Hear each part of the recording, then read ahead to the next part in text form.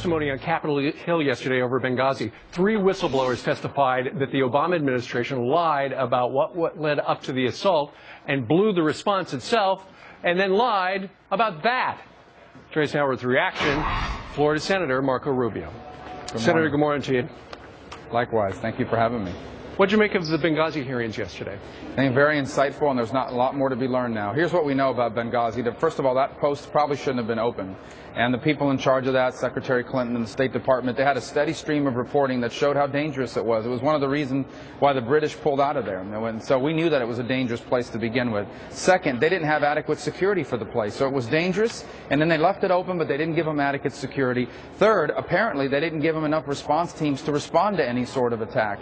And fourth, now there are people saying that maybe there's something we could have done for the second wave of the attack, but they didn't let us go. So these 4 things are very, very troubling. And, I just want to congratulate those like Fox News and others that have kept on this issue. Because this is not about politics. This is about accountability. Someone needs to be held accountable for what's happened here, but it's also about preventing this from happening in the future. Sure. If we don't know honestly what happened here, how are we going to prevent this from happening in the future to other diplomatic outposts around the world? This is not about hurting anybody politically. This is about getting to the truth so that people can be held accountable and so that we can prevent this from happening again in the future.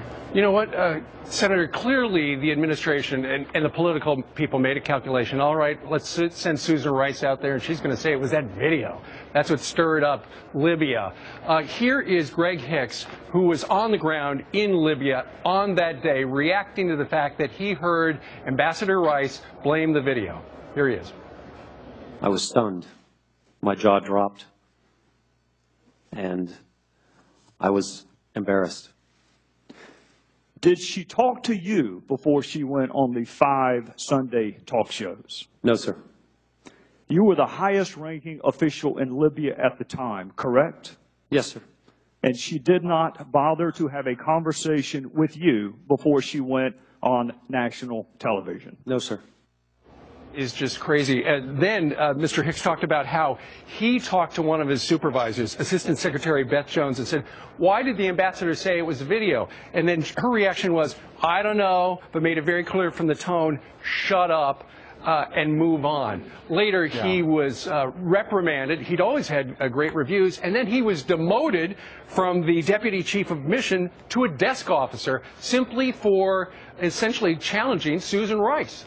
Yeah, that's right. Well, I think there's 2 reasons why that happened. Number one is the president was in the middle of his re-election. One of his talking points was that terrorism had been defeated and he had defeated it, and this ran counter to that narrative. They didn't want to admit there was a terrorist attack, because to admit it was a terrorist attack was to admit that terrorism was still out there and reaching us. And so that's the reason why they sent the order, in my opinion, in some shape or form. They sent the order that that these talking points should not be allowed to include any reference to terrorism per se, or at least it acting as a terrorist attack, but rather that they need to be told that this was something that was a result of a YouTube video. So I think that was the political motivation behind it. What I think is sad is how many people are around the administration, including the former Secretary of State, Secretary Clinton, knew this to be the case and allowed this to move forward anyway. You would have hoped that people would have stood up and said, this is wrong, the American people deserve the truth. That didn't happen. We do need the answers. Let's hope there is